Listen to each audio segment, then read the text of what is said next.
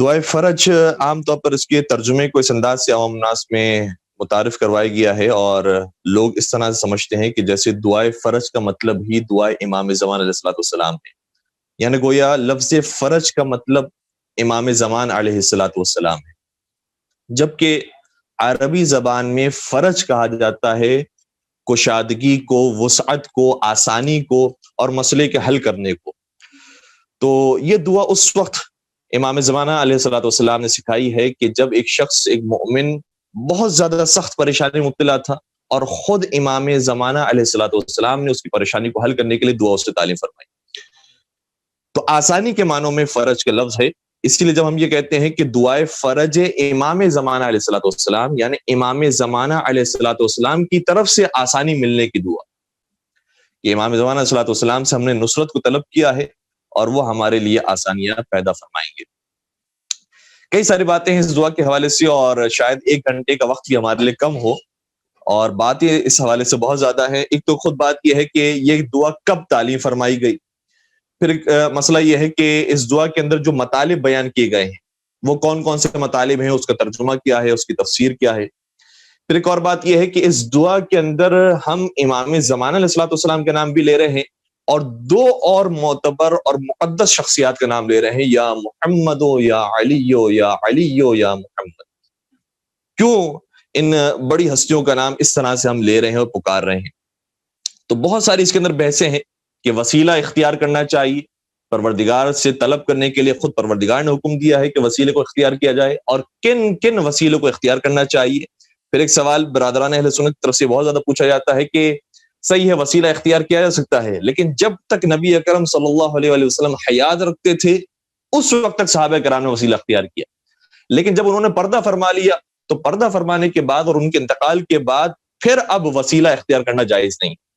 تو بہت ساری مختلف بحثیں ہیں کہ جو اس موضوع کے اندر آتی ہے، اور ہماری کوشش ہوگی کہ ان ساری بحثوں کو جلد جلدی آپ کی خدمت میں عرض کریں۔ سب سے پہلی بات یہ کہ دعائے فرج یہ کس موقع پر سکھائی گئی؟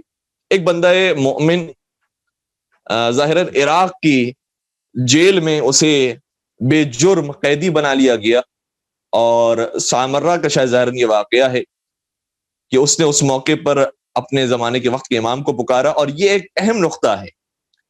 نقطہ اس کے اندر اہم یہ ہے کہ انسان اپنی پریشانی کو واقعاً پریشانی سمجھے، اور اس کے بعد کہے کہ میرا اس پریشانی کو حل کرنے والا کوئی نہیں ہے سوائے میرے امام، تب امام زمانہ علیہ الصلوۃ والسلام کی طرف سے نصرت ملتی ہے۔ ورنہ کچھ لوگ ایسے ہیں، دیکھیں دو مسئلے ہیں، کچھ لوگ ایسے ہیں کہ جو پریشانیوں کے اندر ہیں لیکن انہیں پتہ ہی نہیں ہے کہ وہ مشکلات میں ہیں۔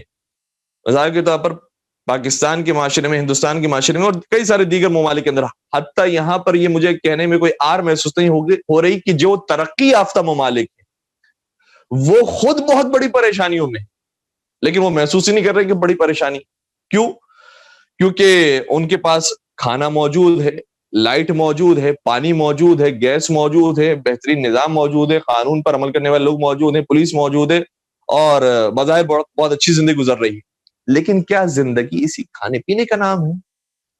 اگر کھانے پینے کا نام ہے تو ہم سے زیادہ اچھی زندگی تو جانور میں، جنگل میں جانور گزار رہے ہیں، وہ بھی کھانا پینا کر رہے ہیں، ان کو بھی پروردگار نے گھاس پھوس اور درخت اور میوے سب کچھ دیے ہوئے ہیں، اور وہ بہترین زندگی گزار رہے ہیں، وہ بھی مشکلات میں نہیں ہے۔ تو کیا ہماری زندگی وہی حیوانی زندگی ہے، یا ہماری زندگی انسانی زندگی ہونی چاہیے؟ تو اگر انسانی زندگی ہونی چاہیے تو انسانی زندگی کا مطلب یہ ہے کہ ہم وہ کام کریں، کم از کم جو بے دین افراد بھی ہیں وہ کم از کم وہ کام کریں جو ان کی فطرت جو جس کی اجازت دے۔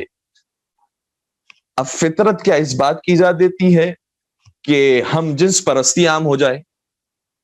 کیا فطرت اس بات کی اجازت دیتی ہے کہ خواتین کو گھر سے باہر اور اس طرح سے کہ سر پہ چادر نہ ہو، اور پھر باہر کا ماحول اس سے زیادہ کھلا ہوا ماحول ہے، اس طرح سے جانے کی کیا اجازت دیتی ہے فطرت؟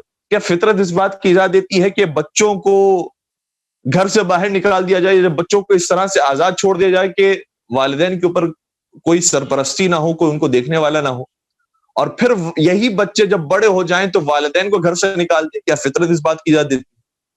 ان چیزوں کی اجازت فطرت نہیں دیتی، لیکن مغرب کا قانون دیتا ہے۔ تو اس مغرب کے قانون کے اندر، یا حتی بعض مشرقی ممالک کے اندر بھی جو ہم رہ رہے ہیں، اگر ہم سمجھیں گے کہ مشکلات کے اندر ہم ہیں تو پھر ہم مشکل کشا کو پکار سکیں گے. ورنہ اگر ہمیں یہ مشکلات ہی نہیں لگے گی اور ہمیں لگے گا کہ بھائی ہماری زندگی تو ٹھیک گزر رہی ہے, ہم تو صبح اٹھتے ہیں, کھانا پینا کرتے ہیں اور آفس جاتے ہیں اور پھر وہاں سے واپس آتے ہیں, بچوں کے ساتھ ہوتے ہیں اور کبھی سیر تفریح پہ نکل جاتے ہیں, اور یہی ہماری زندگی, اور اسی طرح ایک دن ہمیں موت آ جائے گی, تو پھر ہم نے کیا کام کیا ہے دنیا میں آنے کے بعد؟ تو پہلی چیز یہ ہے کہ ہم مشکل میں اپنے آپ کو سمجھیں تو پھر مشکل کشا کو پکاریں. اچھا, اس مرحلے تک پہنچنا تو بہت مشکل ہے کہ انسان اتنی بڑی عالمی نگاہ رکھتا ہو کہ کیا ہو رہا ہے میرے معاشرے کے اندر, اور میرا معاشرہ کس پستی کی طرف جا رہا ہے, اور میں خود اور میرا خانوادہ کس پستی کی طرف جا رہا ہے, اس اتنی بڑی نگاہ رکھنا تو بہت مشکل ہے. لیکن ہاں, کبھی کبھار خود ہماری زندگیوں کے اندر بھی مشکلات پروردگار پیدا کرتا ہے تاکہ ہم مشکل کشا کو پکاریں, پروردگار کو پکاریں. اور وہ مشکلات کیا ہوتی ہے؟ وہ مشکلات اسی طرح کی ہوتی ہے کہ کبھی ہمیں بے جرم جیل میں ڈال دیا گیا تو پھر مشکل ہوتی ہے, پھر اللہ رسول اور امام یاد آتے ہیں. کبھی ہمارے مفلسی کی مشکلات ہو جاتی ہے, بے روزگاری کی مشکلات ہے, تو پھر اللہ رسول یاد آتے ہیں. کبھی اولاد کا مسئلہ ہے, بے اولادی کا مسئلہ ہے, تو پھر پروردگار یاد آتا ہے. اولاد اگر ہے اور اولاد کی شادیاں نہیں ہو رہی تو ان کا مسئلہ ہے, پھر پروردگار یاد آتا ہے. تو بہت ساری مشکلات ہماری یہی دنیاوی مشکلات ہوتی ہیں جس کو ہم مشکلات واقعا سمجھتے ہیں تو پھر اللہ یاد آ جاتا ہے. تو اگر ہم مشکل سمجھیں گے اور پھر پکاریں گے تو پھر اثر ہوگا. ورنہ یہ لخلقہ زبانی کے ساتھ ہم جو کہتے رہتے ہیں اور بہت سارے ذکر الہی اس طرح سے پڑھتے رہتے ہیں, بہرحال اس کا بھی اثر ہے. اس سے تو بہت بہتر ہے کہ جو شیطانی کلمات کو اپنی زبان پر لے کر آتا ہے, اس سے تو بہت لاکھ گنا بہتر افراد وہ ہیں کہ جو ذکر الہی کو کم از کم زبان پر جاری کر رہے ہیں. لیکن اس سے زیادہ بہتر یہ ہے کہ ہم سوچ سمجھ کے اور اپنی مشکل کو مشکل سمجھ کے پروردگار کو پکاریں کہ پروردگار اس مشکل پہ کوئی رائے حل ہمیں بتا دے, کوئی ہمیں امام وقت کا ظہور دے دے, یا کوئی ایسی ہستی بھیج دے کہ جو امام کی طرف سے تعیش شدہ ہو, اور اس کے قدم بوسی کے لیے اور اس کے راستے پر چلنے کے لیے ہم تھوڑی سی ہمت کریں اور اس کے راستے پر چلیں. تو سب سے پہلا مسئلہ یہ ہے کہ ہم مشکل کو مشکل سمجھیں, جیسے کہ اس قیدی نے مشکل کو مشکل سمجھا اور کہا کہ میرے لیے کوئی اور رائے حل نہیں سوائے یہ کہ میں اپنے زمانے کے امام کو پکاروں. امام وقت کو پکارا اور امام وقت نے آ کر اسے پھر دعا تعلیم. اب جب امام وقت نے آ کر دعا تعلیم فرمائی تو جو ہم دعا پڑھ رہے ہیں وہ امام زمانہ علیہ الصلوۃ والسلام کے گویا جملے ہیں جو ہم دہرا رہے ہیں, اور یہ روایات کے اندر یہ دعا موجود ہے. پہلے ہم اس دعا ہی کی تلاوت کرتے ہیں اور اس کے تھوڑے سے ترجمے کو دیکھتے ہیں, اور اس کے بعد پھر دیگر جو اس کے اندر مفاہیم بیان ہو رہے ہیں اس کی طرف ہم آتے ہیں. ہم بسم اللہ کرتے ہیں. بسم اللہ الرحمن الرحیم. سب سے پہلا کلمہ جو امام وقت نے تعلیم فرمایا ہے, دیکھیں وہ کون سا کلمہ ہے؟ الہی, اے میرے اللہ.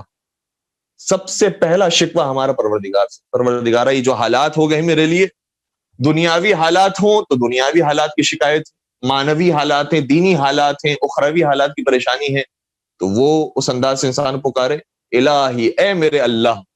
عظم البلا, بلا بہت بڑھ گئی ہے, بہت عظیم ہو گئی. وبرح الخفا, اور جو مخفی اور پوشیدہ باتیں تھیں وہ ظاہر ہو گئی. یہ بڑے اس کے اندر مطالب موجود ہیں کہ جو مخفی باتیں ایک انسان کے گناہ ہوتے ہیں وہ اگر ظاہر ہو گئے ہیں, پروردگارہ میں تجھ سے پناہ چاہتا ہوں, میری آبرو مندی اور میری آبرو بچا لے, میری عزت بچا لے. اور دوسری مخفی باتیں یہ ہوتی ہیں کہ کبھی کبھار انسان کی جو دنیاوی اسٹینڈرڈز ہوتے ہیں وہ لوگوں کے سامنے واضح ہو جاتے ہیں کہ میں جو وائٹ کالر تھا, پتہ چلا کہ نہیں میری زندگی کے اندر کتنے فقر و فاقے چل رہے ہیں, اور یہ لوگ پتہ چل گئے ہیں, لوگوں نے مجھے نظروں سے گرا دیا. تو اس کی شکایت ہم پروردگار سے کر رہے ہیں. الہی عظم البلا وبرح الخفا, مخفی باتیں آشکار ہو گئی. وانکشف الغطا, اور جو پردہ تھا وہ اب پارا پارا ہو گیا ہے. وانقطع الرجا, اور امید منقطع ہو گئی ہے, دنیا والوں سے میں نا امید ہو گیا. یہ انسان مشکل کو مشکل سمجھنے والی بات کہ میں دنیا والوں سے نا امید ہو گیا ہوں, مجھے اب کوئی توقع نہیں لگ رہی کہ کوئی میری آ کر مدد کرے گا, صرف پروردگار تو میری مدد کر سکتا ہے ایسے راستے. وانقطع الرجا وضاقت الارض ومنعت السماء, زمین بھی تنگ ہو گئی ہے, میں کہیں جا بھی نہیں سکتا, بس اسی جگہ پر پھنس گیا ہوں, میں کہیں نہیں جا سکتا. یہ بالکل ایسے ہی کہ جو کبھی کبھار جنہوں نے بائی روڈ سفر کیا ہے زیارات پر, اور جو پاکستان سے عام طور پر تعلق رکھنے والے افراد ہیں, کہ بارڈر بند ہو چکی ہے, نہ ہم پیچھے اپنے شہر جا سکتے ہیں نہ آگے زیارت پر جا سکتے ہیں, ہمیں یہیں پر کھڑے رہنا. اور اگر ایک دن کی بات ہو تو انسان برداشت کر لیتا ہے، 2 دن کی بات ہو تو برداشت کر لیتا ہے. اگر کہا جائے کہ نہیں یہ بارڈر بند ہی ہو گئی ہے، اب آپ کو واپس ہی چلے جانا ہے، یا آپ کے پاسپورٹ میں کوئی مسئلہ، آپ کے ویزا میں کوئی مسئلہ ہے، اب آدمی کیا کرے؟ پوری تیاری کر کے آیا ہوا ہے، آگے جا نہیں سکتا، واپس لوٹ نہیں سکتا، کیا کرے؟ وہ مسائل جو ہم تھوڑا سا اس وقت محسوس کرتے ہیں، عام اگر زندگی کے اندر آ جائیں اور کہیں کہ ہاں واقعا میں نے تو بہت کوشش کی ہے دین کی تبلیغ کرنے کی، لیکن پروردگار وہ ہدف حاصل نہیں ہو پا رہا. وضاقت الارض، زمین میرے لیے تنگ ہو گئی ہے. ومنعت السماء، آسمان نے بھی لینے سے انکار کر دیا، آسمان نے بھی منع کر دیا.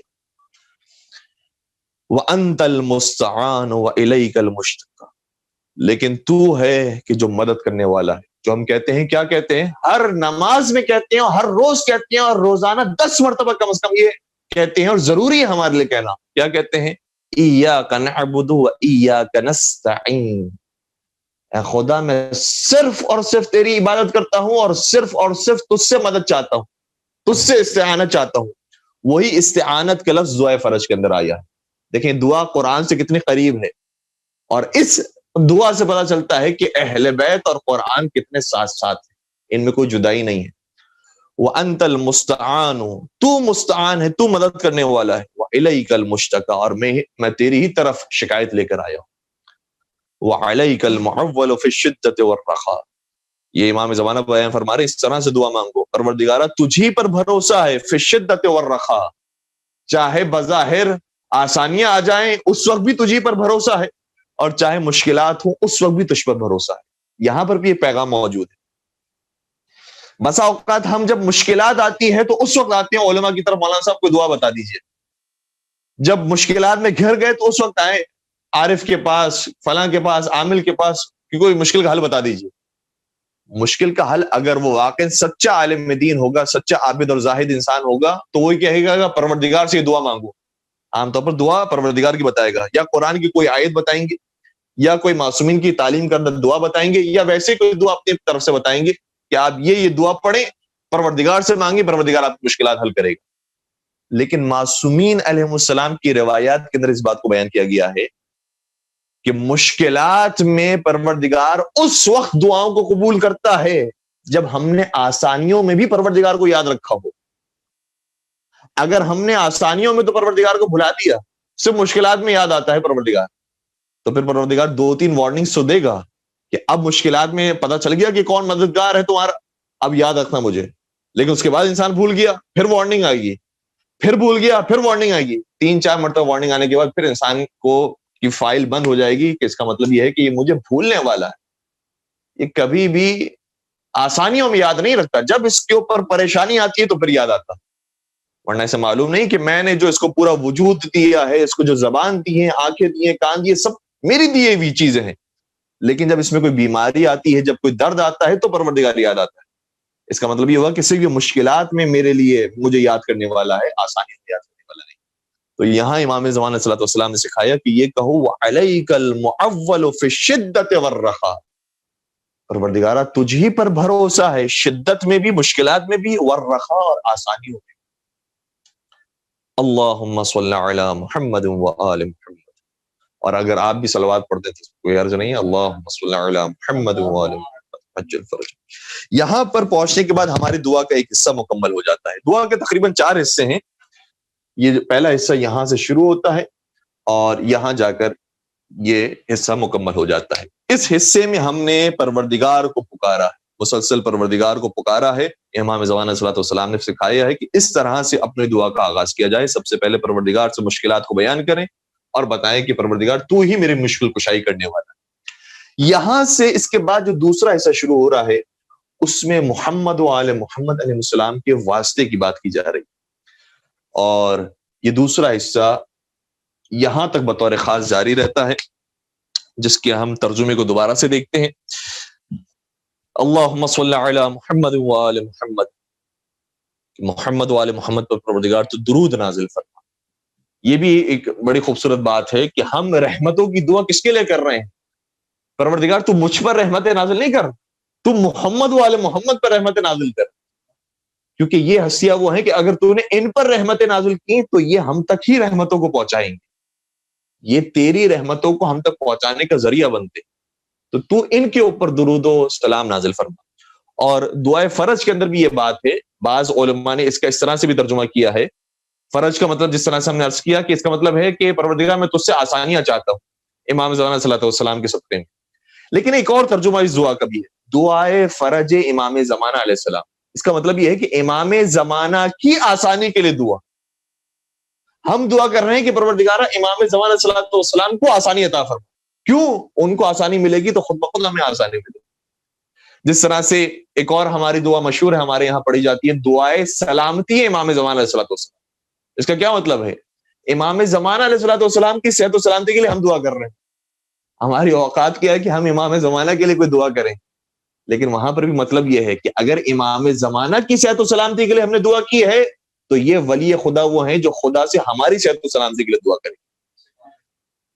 اس لیے ہم یہ دعا کر رہے ہیں کہ پروردگارہ محمد و آل محمد پر تو رحمتیں اور درود نازل فرما، اور ان کے ذریعے یہ رحمتیں ہم تک پہنچیں۔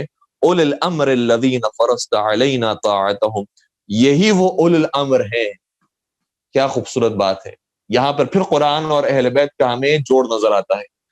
قرآن کی آیت ہے اطیعوا اللہ و اطیعوا الرسول و اولی الامر منکم، اللہ کی اطاعت کرو، رسول اللہ کی اطاعت کرو، اور اول الامر کی اطاعت کرو۔ تو اول الامر کون ہے؟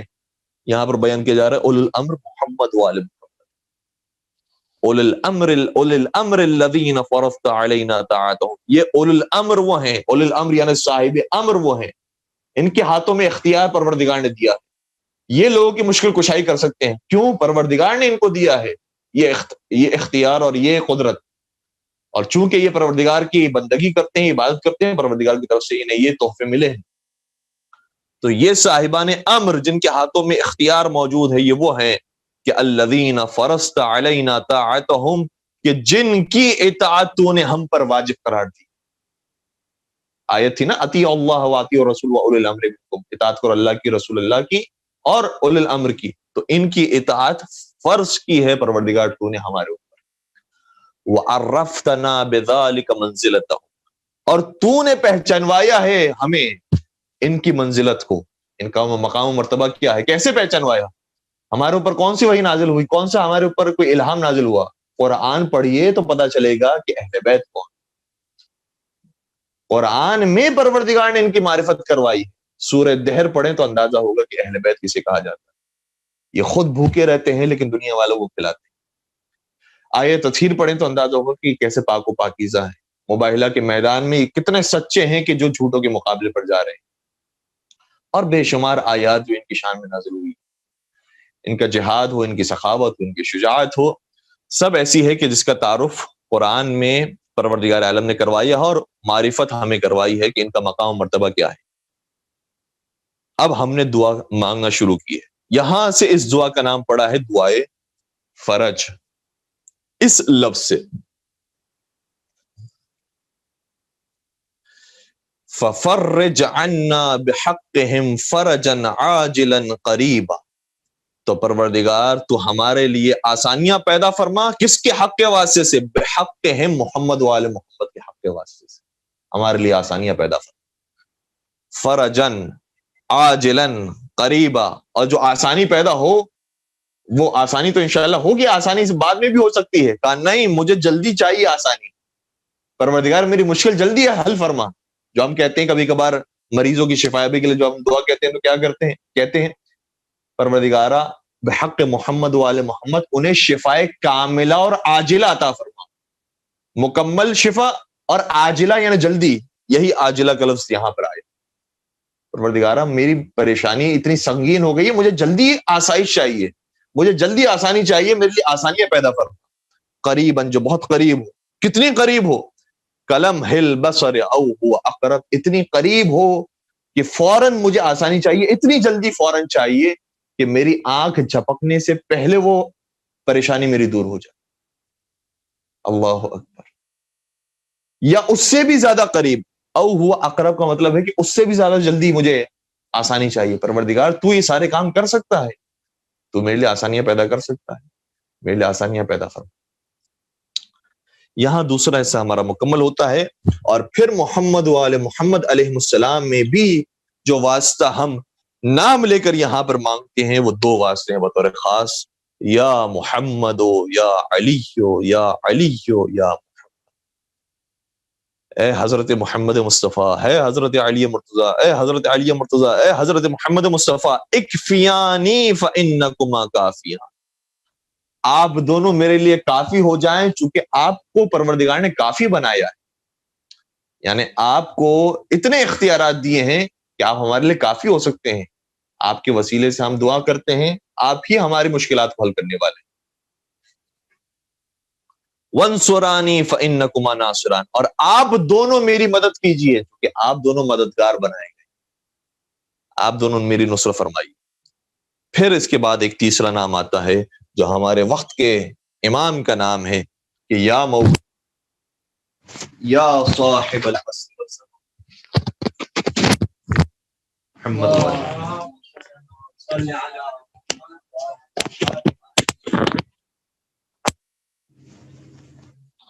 ایک اور درود پڑھ دیجیے گا، محمد بہت شکریہ۔ یہاں اب جا کر ایک تیسرا نام آتا ہے جو ہمارے وقت کے امام کا نام ہے، یا مولانا یا صاحب الزمان الغاث الغاث الغاث، میری فریاد رسی کیجیے، میری فریاد رسی کیجیے، میری فریاد رسی کیجیے، ادرکنی ادرکنی ادرکنی، مجھ تک پہنچیے، مجھ تک پہنچیے، مجھ تک پہنچیے، میری پریشانی کو دور کیجیے۔ اسا اسا اسا، ابھی ابھی ابھی، العجل العجل العجل، جلدی جلدی جلدی، یہ وہی لفظ ہے العجل جو یہاں پر عاجلہ ہے، جلدی۔ یا ارحم الراحمین بحق محمد و آل طاہرین، اے سب سے زیادہ رحم کرنے والوں میں سب سے رحم کرنے والے، بحق محمد و آل محمد، ہماری اس پریشانی کو دور فرما۔ پریشانیوں کی دوری کے لیے ایک بلند ترین صلوات پڑھ دیجیے، محمد و آل محمد، بسم اللہ علیہ محمد و آل۔ اس دعا کے اندر بہت سے پیغامات ہیں، چند کی طرف اشارہ کرنے کی کوشش کی، اور ایک اور اہم نقطہ ہے وسیلے کے حوالے سے، کہ وسیلہ یہاں پر اختیار کرنے کا حکم دیا گیا ہے، اور ہماری اکثر دعاؤں کے اندر محمد و آل محمد کا وسیلہ اختیار کرتے ہیں۔ بس اوقات ہمارے جو برادران ہیں وہ یہ سوال کرتے ہیں، البتہ ان کے اندر بھی دو طرح کے گروہ موجود ہیں، بعض یہ کہتے ہیں کہ وسیلہ اختیار کرنا جائز ہے اور وسیلہ اختیار کرتے ہیں، بعض کہتے ہیں کہ نہیں، وسیلہ اختیار کرنا جائز تو ہے لیکن جب تک حیات رسول ہے اس وقت تک جائز ہے، اور بعض کہتے ہیں کہ نہیں، وسیلہ اختیار کرنا جائز ہی نہیں ہے، صرف پروردگار کو پکارنا جائز ہے۔ اور اسی وجہ سے ہمارے یہاں یہ جھگڑا بھی ہے کہ یا علی مدد کہنا جائز ہے یا جائز نہیں ہے، یا صرف یا اللہ مدد ہونا چاہیے۔ تو ساری باتیں وہ ہیں کہ جو پروردگار عالم نے قرآن کریم میں حل فرما دی ہے اور اس کے جوابات دے دی۔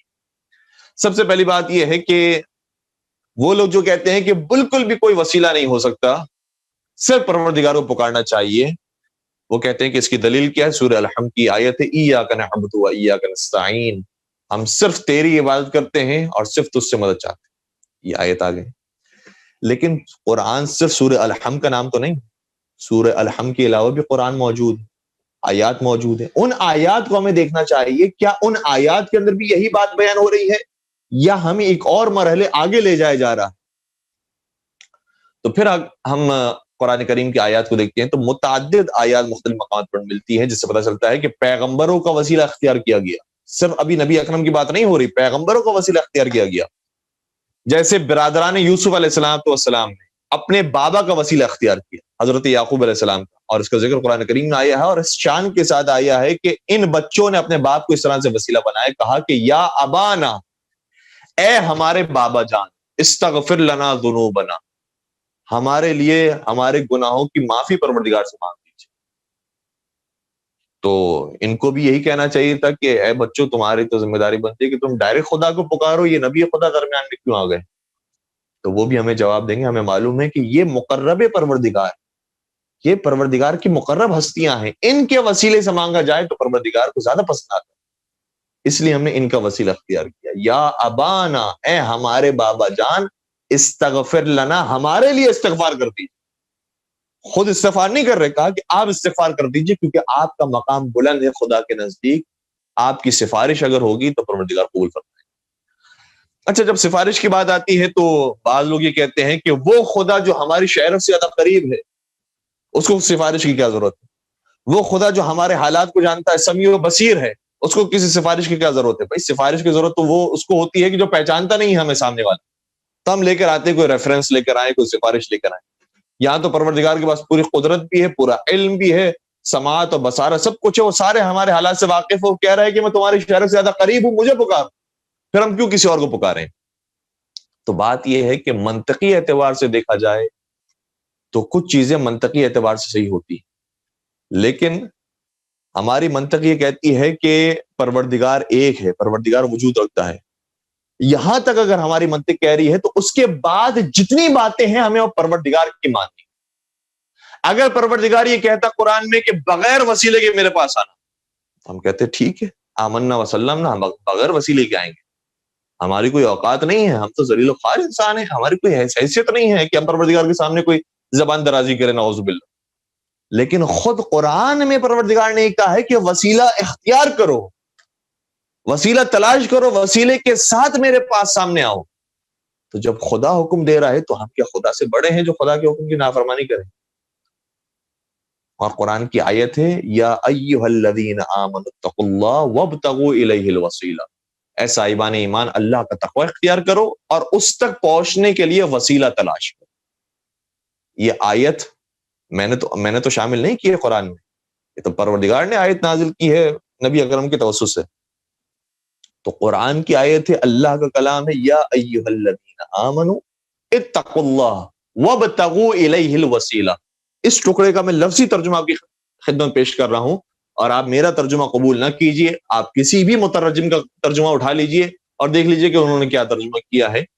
وابتغوا اس کا مطلب ہوتا ہے تلاش کرو. یہ قرآن میں کئی مرتبہ یہ لفظ آیا ہے، وابتغوا من فضل اللہ، اللہ کا فضل تلاش کرو، یعنی رزق خدا تلاش کرو. وابتغوا کا لفظ تلاش کے معنوں میں آتا ہے. وابتغوا الیہ، اس تک پہنچنے کے لیے تلاش کرو. کیا تلاش کرو؟ الوسیلہ، وسیلہ تلاش کرو. تو وسیلے کو تلاش کرنے کا حکم پروردگار نے قرآن میں دیا. اور یہ کتنی خوبصورت آیت ہے کہ یہ نہیں کہا کہ وسیلہ بناؤ. یہی فرق ہے مشرکین مکہ میں اور ہمارے درمیان، کہ مشرکین مکہ وہ تھے جو وسیلے بناتے تھے اپنے ہاتھوں سے، کہتے تھے یہ بت وسیلہ ہے خدا تک پہنچنے کا، یہ فلاں چیز وسیلہ ہے خدا تک پہنچنے کا. لیکن قرآن یہ نہیں کہہ رہا کہ اپنے ہاتھوں سے وسیلے بناؤ، یہ فلاں آدمی کو تم نے مرشد بنا دیا، پیر بنا دیا، ولی بنا دیا. تمہارا کام نہیں ہے کسی کو بنانا، ہم نے جو بنایا ہے ان کو تلاش کرو. تمہارا کام تلاش کرنا ہے ان افراد کو. تو یہ ہستیاں وہ ہیں کہ جن کا مقام مرتبہ پروردگار عالم نے قرآن میں بیان کیا ہے. وَعَرَّفْتَنَا بِذَلِكَ مَنزِلَتَهُمْ، ہمیں پہچنوایا ہے کہ ان کی مقام منزلت کو، اور پھر بتایا کہ یہ تمہارے لیے وسیلہ بن سکتے ہیں ہم تک پہنچنے کے لیے. وَابْتَغُوا إِلَيْهِ الْوَسِيلَةَ. تو یہ وسیلے کا حکم قرآن کریم میں آیا.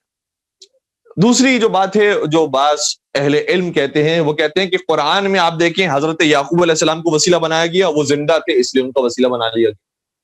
قرآن کی ایک دوسری آیت آئی ہے وَلَوْ أَنَّهُمْ إِذْ ظَلَمُوا أَنفُسَهُمْ، اے رسول آپ یہ کہہ دیجئے کہ جب یہ آپ کے صحابہ انہوں نے اپنے نفس پر ظلم کر لیا ہے تو یہ آپ کے پاس آئیں، جاؤ کا یہ آپ کے پاس آئیں، اور پھر یہ آپ کو کہیں کہ ان کے لیے پروردگار کی طرف سے، پروردگار کی جانب استغفار کر دیجئے، اور یہ ان سے خود بھی کہیں کہ یہ بھی استغفار کریں، تو پروردگار کو یہ بہت زیادہ معاف کرنے والا پائیں گے.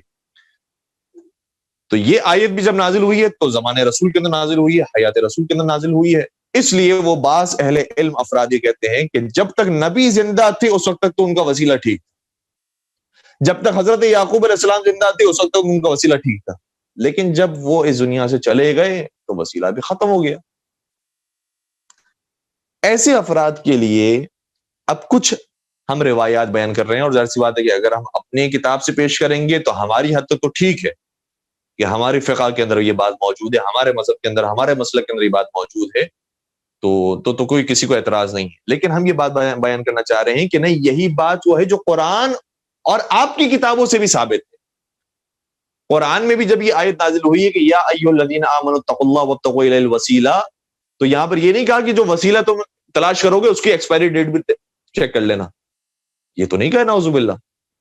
کہ وہ کب تک تمہارا وسیلہ کام کا ہے اور اس کے بعد سے نعوذ باللہ وہ کام کا نہیں رہے گا. کہا وسیلہ ہے، وسیلہ تلاش کرو. جس کو ہم نے وسیلہ بنا دیا ہے، ایسا نہیں کہ وہ مرنے کے بعد وسیلہ ختم ہو جائے گا. حضرت آدم علیہ السلام کو فرض کیجئے کہ وسیلہ بنایا، اس کے بعد وہ وسیلہ نعوذ باللہ ختم ہو گیا. ان کے کہنے کا تو یہ مطلب ہے کہ ایکسپائر ہو گیا نعوذ باللہ. پھر حضرت نوح علیہ السلام کو وسیلہ بنایا، وہ ختم ہو گیا. پھر حضرت موسیٰ علیہ السلام، حضرت عیسیٰ علیہ السلام، حضرت ابراہیم علیہ السلام، حضرت نبی اکرم صلی اللہ علیہ وآلہ وسلم. یہاں تو قرآن نے کوئی ایسی بات نہیں کی، ایک مطلق بات کی ہے کہ وسیلہ تلاش کرو، جن کو ہم نے بنا دیا ہے ان کا وسیلہ بناؤ، ان کو وسیلہ اختیار کرو. تو ہمیں اختیار حاصل ہے کہ ہم نبی اکرم کا آج بھی وسیلہ اختیار کر سکتے ہیں، ان کو ابھی بھی پکار سکتے ہیں. اور یہ کام کیا ہے صحابہ کرام نے، جو آپ بزرگان کی کتابوں کے اندر بھی موجود ہے. اور انشاءاللہ اگر ان کا مطالعہ کریں گے تو کوئی ایسے بحث والی بات نہیں ہے. یہ موضوعات وہ ہیں کہ جو صبر و تحمل سے ہر انسان کو سننے چاہیے، اور اگر اس کے اوپر کوئی سوال ہو تو سوال کرنا چاہیے، اس کے اوپر ڈیبیٹ ہونی چاہیے. اب ہم ایک روایت جو پیش کر رہے ہیں وہ صحیح بخاری کی ایک بہترین شرح لکھی ہے فتح الباری کے نام سے. اس کتاب کے اندر بھی یہ روایت موجود ہے، اور روایت کا خلاصہ یہ ہے کہ ایک طویل روایت ہے. روایت کا خلاصہ یہ ہے کہ خلیفہ ثانی کے زمانے میں قحط سالی آئی. خلیفہ ثانی کے زمانے میں قحط سالی آئی، یعنی نبی اکرم اس دنیا سے جا چکے، اور اس قحط سالی کو دور کرنے کے لیے خلیفہ ثانی نے خود پیغمبر کے چچا کا واسطہ اختیار کیا. کیوں اختیار کیا؟ کیونکہ آپ چچا ہوتے ہیں پیغمبر کے، تو آپ کے واسطے سے اگر ہم دعا کریں گے تو دعا قبول ہو جائے گی. تو انہوں نے کس رشتے کو اختیار کیا؟ وہ رشتہ کہ جو ایکسپائر ہو چکا ہے ان کے بقول، اور ختم ہو چکی ہے اس کی حیثیت، لیکن پیغمبر کے واسطے سے انہوں نے دعا کی تو وہ دعا قبول ہوئی، اور پھر قحط سالی دور ہو گئی اور مدینہ کے اندر بارش ہوئی. اسی طرح سے ایک اور بھی روایت کا جملہ یہ ہے، بلکہ ایک اور بڑی خوبصورت اور معتبر روایت تاریخ طبری کے اندر موجود ہے. اگر آپ تھوڑا سا اس میں انتظار کریں تو ہم آپ کو اس کا ریفرنس بھی پیش کرتے ہیں. ایک درود پڑھ دیجیے گا، محمد وعلی محمد، اللہم صلی علی محمد وعلی محمد عجل فرجہ. ایک اور مل کر درود پڑھ دیجیے گا، محمد صلی علی محمد وعلی محمد. تاریخ طبری جلد نمبر 2 صفحہ نمبر 281، اس پر یہ روایت موجود ہے کہ جب خلیفہ اول کے زمانے میں مسیلمہ کذاب کے لشکر کے مقابلے میں جنگ ہو رہی تھی، تو مسلمانوں نے جو نعرہ بلند کیا وہ یا اللہ کا نعرہ نہیں تھا. اب دیکھیے گا نعرہ کیا ہے. تاریخ طبری بہت قدیمی کتاب برادران اہل سنت کی، میں نے حوالہ آپ کی خدمت پیش کر دیا. روایت کا جملہ یہ ہے کہ ان صحابہ کرام کا نعرہ یہ تھا، کان شعارہم یومئذ یا محمد. اس دن ان کا نعرہ تھا یا محمد یا محمد یا محمد یا محمد یا محمد کہہ کر انہوں نے جنگ کی. تو یہ تو سارے موحد ہیں، توحید پرست ہیں، یہ کیوں یا محمد کہہ رہے ہیں؟ کیونکہ معلوم ہے کہ یا محمد کہنا کوئی شرک نہیں ہے، یا محمد کہنا عین عبادت ہے. پروردگار نے حکم دیا ہے کہ نبی اکرم کو یاد رکھا جائے اور ان کے گھرانے کو یاد رکھا جائے، تو یا محمد کہنے میں کوئی خبات نہیں ہے. ہاں اگر بتوں کو پکارا جائے گا کہ جو پروردگار کی طرف سے بنائے ہوئے نہیں ہیں وسیلے، تو ظاہر سی بات ہے کہ پھر وہ شرک کہلائے گا، پھر وہ حرام کہلائے گا، بدعت کہلائے گا. لیکن خدا کے بنائے ہوئے وسیلوں کو اگر پکارا جائے تو صحابہ کرام نے یہ کام کیا ہے، اس کے اندر کوئی مذائقہ نہیں ہے، اور نبی اکرم کی وفات کے بعد کیا ہے، کوئی حرج نہیں ہے اس کے اندر. اور بھی کئی ساری روایات موجود ہیں. ایک اور روایت کا جملہ یہ ہے کہ خود عبداللہ بن عمر، یعنی خلیفہ ثانی کے جو بیٹے ہیں عبداللہ بن عمر، وہ فلج کی بیماری میں یا کسی سخت بیماری میں مبتلا ہوئے، اور ان سے کسی نے آ کر کہا کہ تم اس کو پکارو کہ جو تمہارے نزدیک سب سے زیادہ معتبر اور مقدس انسان ہے. تو انہوں نے کہا کہ یا محمد یا محمد، اور ان کی پریشانی دور. تو صحابہ کرام نے پکارا ہے نبی اکرم صلی اللہ علیہ وآلہ وسلم کو اور اہل بیت کرام علیہ السلام کو. اور پھر ایک اور روایت جو ہمارے یہاں پر مشہور ہے، لیکن بعض افراد یہ کہتے ہیں کہ نہیں یہ صرف شیعوں کی کتابوں کے اندر موجود ہیں یا شیعوں نے نعوذ باللہ گھڑی بھی روایتیں ہیں، تو میں آپ کی خدمت میں دوبارہ سے حوالہ پیش کر رہا ہوں، در المنصور کے اندر یہ روایت پائی جاتی ہے علامہ سیوطی نے، اور علامہ سیوطی کا تعلق بھی ہمارے مسلک سے نہیں ہے، لیکن اس کے باوجود انہوں نے اس روایت کو بھی لکھا ہے اپنی کتاب میں۔ در المنصور میں وہ کہتے ہیں کہ حضرت آدم علیہ السلام کی جو دعا قبول ہوئی تو اس وقت بھی نبی اکرم کا بظاہر کوئی وجود نہیں آیا ہے زمین پر، حضرت آدم علیہ السلام تشریف لائیں، لیکن حضرت آدم علیہ السلام نے بھی زمین پر آنے کے بعد انہی ہستیوں کو پکارا کہ جو خدا کے نزدیک سب سے زیادہ مقرب تھی، اور اس میں نبی اکرم کو پکارا، حضرت زہرا سلام اللہ علیہ کو پکارا، حضرت علی کو، حضرت امام حسن علیہ السلام کو، حضرت امام حسین علیہ السلام کو پکارا، اور یہ روایت ہماری کتاب میں صرف نہیں بلکہ برادران اہل سنت کتابوں کے اندر بھی موجود ہے، اور میں عربی آپ کی بیان کر رہا ہوں اور حوالہ بھی دے رہا ہوں۔ در المنصور جلد نمبر 1 صفحہ نمبر 60 پر یہ روایت ہے، کہتے ہیں کہ اس طرح سے پکارا کہ اللہم انی اسألک بحق محمد و آل محمد، پروردگارا میں سوال کرتا ہوں تو اس سے محمد و آل محمد کے حق کے واسطے سے۔ اب جو روایت کا جملہ در المنصور میں وہ میں آپ کی خدمت بیان کر رہا ہوں، میں اپنی کتابوں سے کوئی روایت عرض نہیں کر رہا۔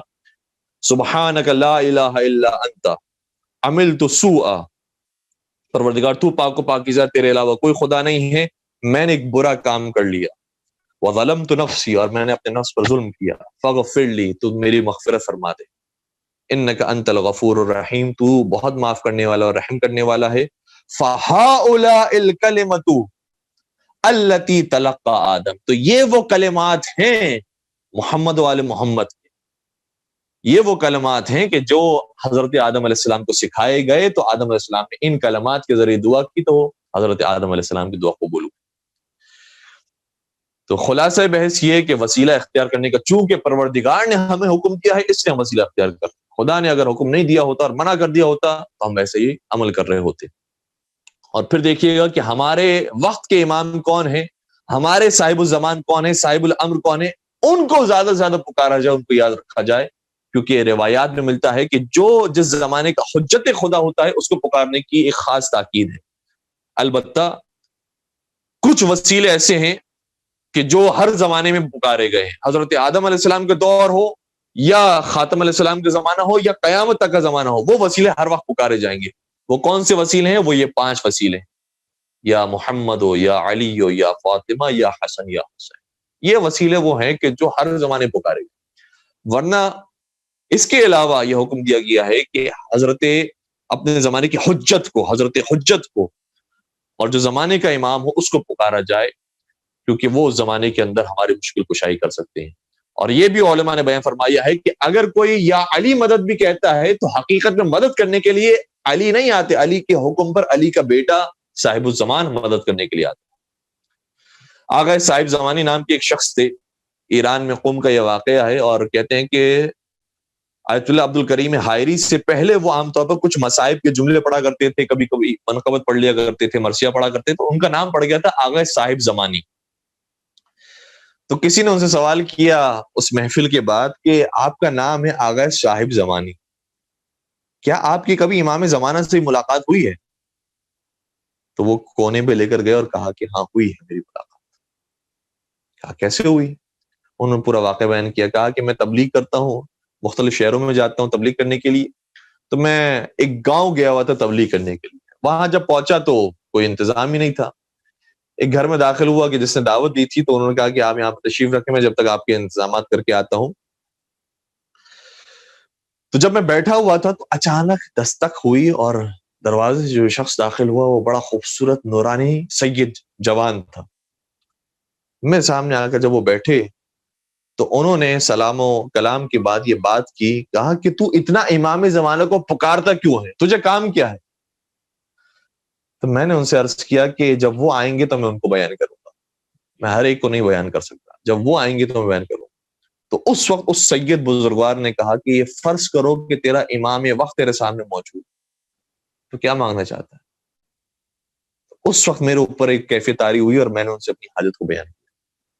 تو اس کے بعد اس سید نے مجھے جواب دیا کہ اب یاد رکھ، اب اگر تجھے امام وقت کو پکارنا ہو، امام زمانہ کو پکارنا ہو تو یہ جملے کہنا، اور مجھے تعلیم فرمایا، کہا یہ کہنا یا محمد یا علی یا فاطمہ، یا صاحب الزمان اغثنی، اے محمد مصطفیٰ، اے علی مرتضیٰ، اے فاطمہ زہرا، اے صاحب الزمان، میری مدد کو آئی۔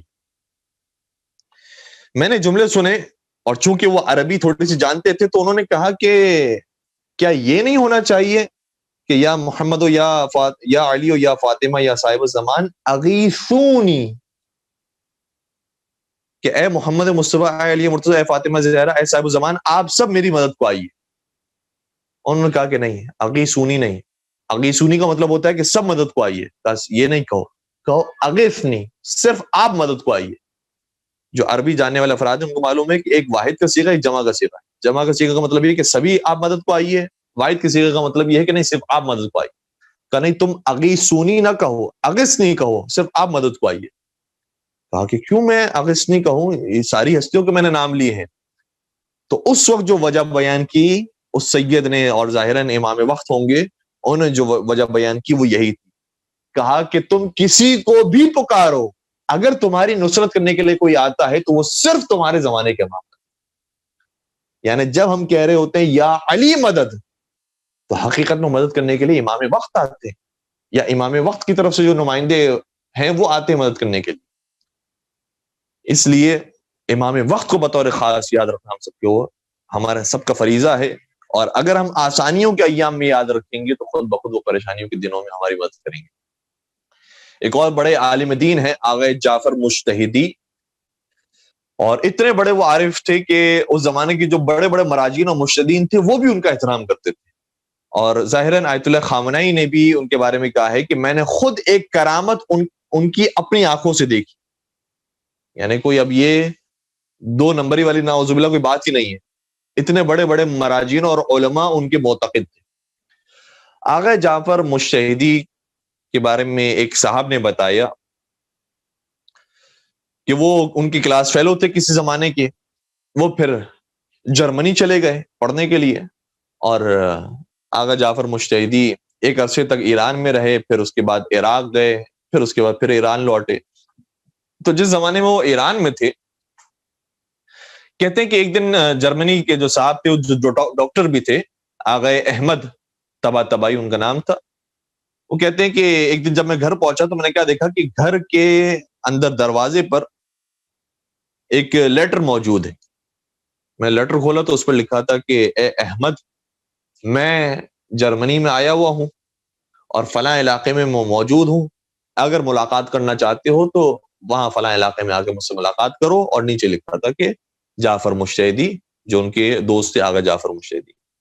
کہتے میں حیران ہو گیا، یہ ایران سے اچانک جرمنی آ گئے اور یہاں پر کیوں نہیں آئے ہیں، وہ اتنے دور والے علاقے میں کیوں چلے گئے؟ اچھا، وہ علاقہ بھی ایسا تھا کہ جو شہر کے اندر نہیں تھا، مضافاتی علاقہ تھا، لیکن کہتے کہ میں وہاں جا چکا تھا، اس لیے مجھے سمجھ میں آ گیا کہ وہ کس جگہ پر ہوں گے۔ میں فوراً سے گاڑی لے کر وہاں پر پہنچا تو برف باری تھی، رات کا وقت تھا، ایک گھر بنا ہوا تھا پہاڑی کے اوپر، لیکن اتنی برف موجود تھی کہ میں اس گھر پہ جا نہیں سکتا تھا۔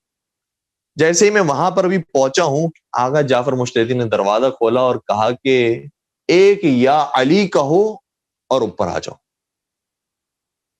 کہتے ہیں بس میں نے یا علی کہا اور ہمت کر کے ہاتھ پیر گاڑے اور اوپر آیا تو میں فوراً ہی گھر تک پہنچ گیا۔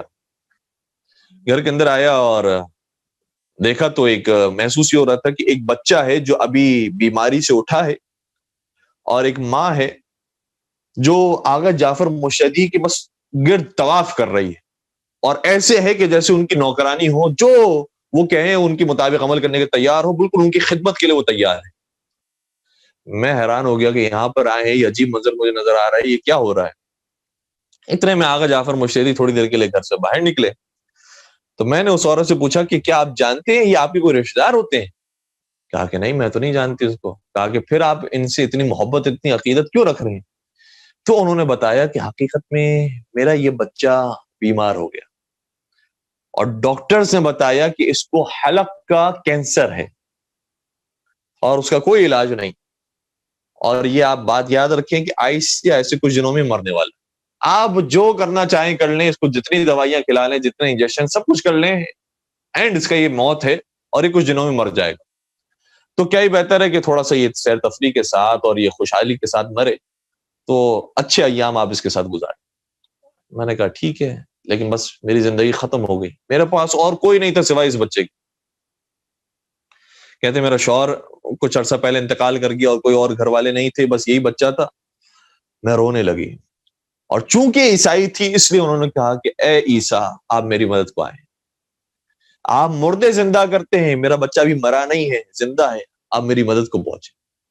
اور کہہ رہی تھی کہ بس ہر دن میں یہ دیکھتی تھی کہ اب جو تھوڑا سا اٹھنے کے قابل تھا وہ اٹھنے کے قابل بھی نہیں رہا، جو بیٹھنے کے قابل تھا وہ بیٹھنے کے قابل بھی نہیں رہا۔ آہستہ آہستہ میں اس کی موت کو اپنی آنکھوں سے دیکھ رہی تھی، اپنے بچے کو مرتا ہوا دیکھ رہی تھی۔